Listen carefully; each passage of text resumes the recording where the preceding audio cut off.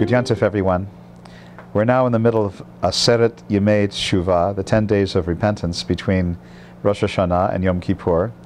And hopefully you'll be seeing this before Yom Kippur begins, because the message is about Yom Kippur, but also about Rosh Hashanah and the High Holy Day season, which is actually a season for many people of some fear and anxiety. Rosh Hashanah being called Yom Hadin, the Day of Judgment. And this is the way Rosh Hashanah is actually pictured in the tradition, the way God is portrayed in the tradition as a judge, particularly in the Natana Tokef prayer, which is like the prayer of the High Holy Day liturgy. And one can read that prayer and have a certain amount of anxiety, a certain amount of difficulty, because it sets up a big, huge gap between God and creation. God is the judge, and creation, up to and including the angels, is trembling in anticipation of that judgment. And so we're meant to be made a little bit nervous, a little bit anxious, a little bit schwitzy by this kind of description. And yet the message that I want to convey in this video for Yom Kippur and for the High Holy Days in general is that it should not be a time of fear. And if you look at it, I don't want to say rationally, but mystically, let's say, there's nothing to be afraid of, because God is not far away. God is right here and right now. As I was saying during the services, an oceanic reality permeating everyone and everything in creation, such that we are actually breathing in God and breathing out God and moving within God every moment of our lives. And so where is this judgment that is so prominent on the High Holy Days? Where is that coming from? It's not coming from on high. It's not coming from a heavenly court. It's coming from right here and right now. And rather than being a situation of tops-down management, where the boss is saying, you must do this, it's rather a case of bottoms-up management. In other words, something that is bubbling up from deep within. Because where does God reside? Well, we've said that God is everywhere, but where is God most accessible to the human being? It is within.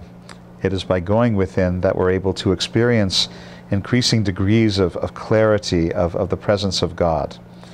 And that clarity hopefully is enhanced during the High Holy Day season, but not a clarity that you see with your eyes so much as you feel with your heart, and that you are sensitive to it with your soul. So from within, maybe an impulse of judgment comes. But that is a judgment with which, hopefully, you won't disagree, because it is coming from deep within you.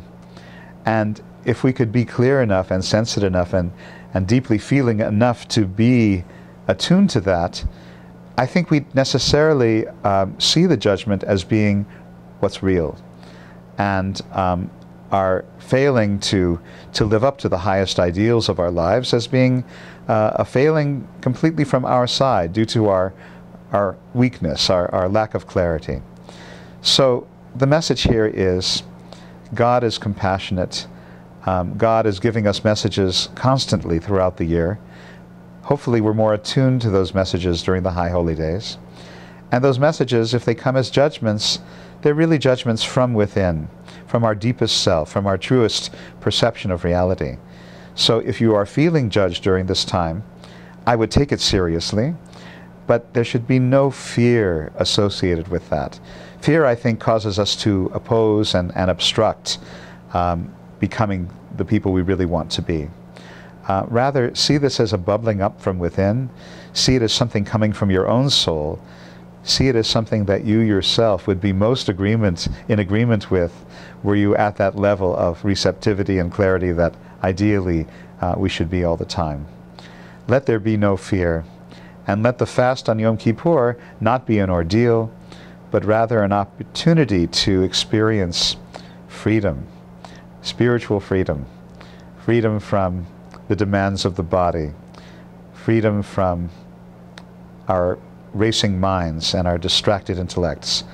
Let it be a day of freedom of spirit and enjoyment on that level of liberation from physical need and physical obsession.